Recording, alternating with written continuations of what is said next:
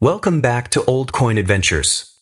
Imagine finding a Lincoln penny from a year when billions of them were made and discovering that the coin in your hand isn't quite the coin the mint intended to make. That's the mystery behind certain 1999 Lincoln cents. Because when you hear the year 1999, you probably don't think rare coin.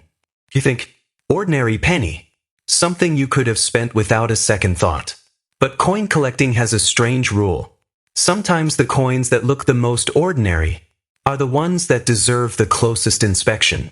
And with a 1999 Lincoln cent, one tiny difference can change the entire investigation. It could be something in the date, something in the lettering, something on the reverse, or a striking characteristic that happened before the coin ever reached circulation. And here's the part most people don't realize. A genuine mint error isn't the same thing as damage. A scratch can happen yesterday. A dent can happen decades later. But a real mint-made error can become part of the coin's history forever. So today, we're going to take this 1999 Lincoln cent apart, detail by detail. I'll show you exactly where to look, what characteristics deserve attention, and how to avoid the biggest mistake new collectors make: confusing damage with a genuine mint variety.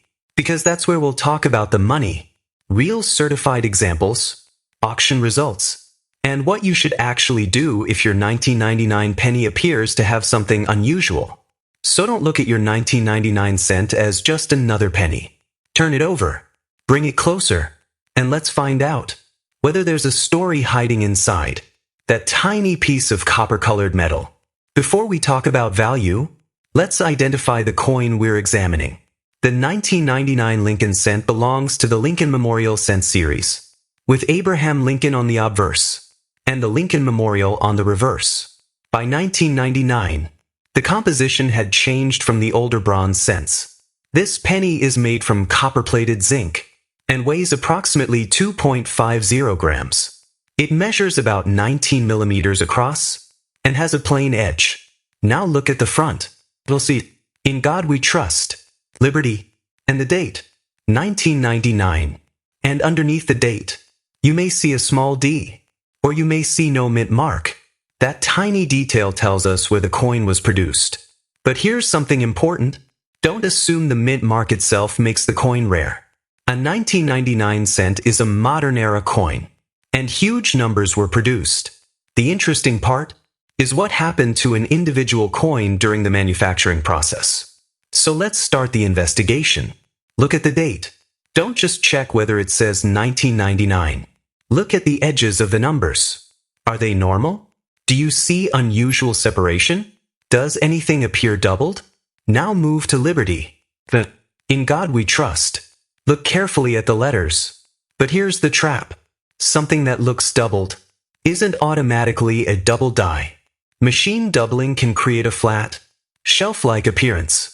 Damage can create strange shapes, where it can make letters look distorted, and plating problems can make parts of the coin appear unusual. That's why experienced collectors don't simply ask, "Does this look weird?" Fifth, "Does this match a known mint-made characteristic?" Now turn the coin over. Look at the Lincoln Memorial. Examine the columns, the lettering, 1 cent, and United States of America. Move slowly. Don't rush past the small details, because with error coins, the most important feature can sometimes be the smallest one. And if you find something unusual, don't clean the coin. Don't polish it.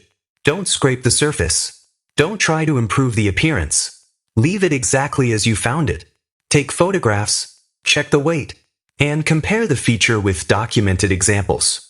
Because before we can talk about thousands, hundreds, or even tens of dollars, we need to answer one question first. Is the unusual feature actually mint-made? And if the answer is yes, then the next question becomes much more interesting. What could a genuine 1999 error or variety actually be worth? Now, let's talk about value. And this is where I want you to ignore one of the biggest myths in coin collecting. A 1999 penny isn't automatically valuable because it's old. It isn't. And a coin that looks unusual isn't automatically worth thousands of dollars. The value depends on exactly what you're looking at.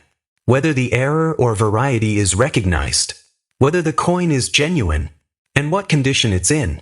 That's why two 1999 Lincoln cents, both from the same year, can have completely different collector values. One could be worth only face value, another could be worth a few dollars, and a truly scarce, certified mint error or major variety can move into a completely different category. That's why auction records matter. Don't search for the highest price somebody is asking online. Search for coins that actually sold, and compare the exact error, the same date, the same mint, and a similar grade. That's the difference between an internet claim and a real market value. If your 1999 cent appears to have genuine doubling, a major striking error, or another documented variety, professional authentication becomes extremely important. Services such as PCGS and NGC can authenticate and grade collectible US coins.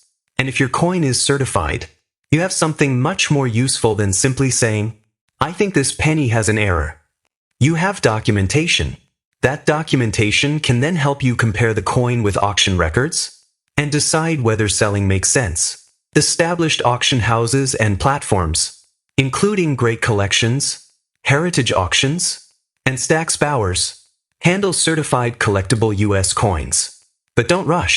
First, identify, then authenticate, then grade, and only after that, think about selling. Because the most dangerous mistake you can make is seeing a strange mark, searching the internet, finding a huge dollar amount, and assuming you've found the same thing. You may not have. The feature needs to match. The coin needs to be genuine, and the condition needs to be considered.